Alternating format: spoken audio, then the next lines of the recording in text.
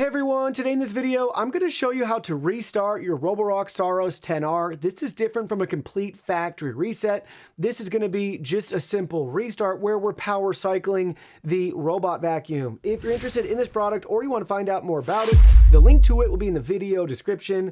Now, to restart this vacuum, very simple, straightforward.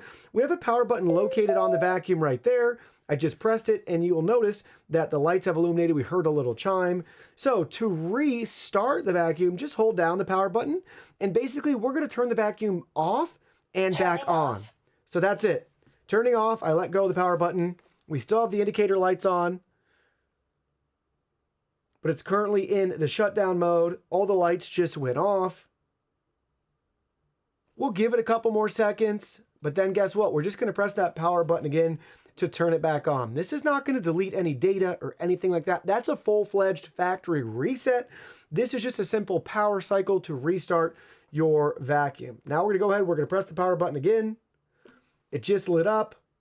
You can see the lights there, and the vacuum's turning back on. Got our startup music. You'll notice the lights are solid. Simple and straightforward to restart your Roborock Saros 10R.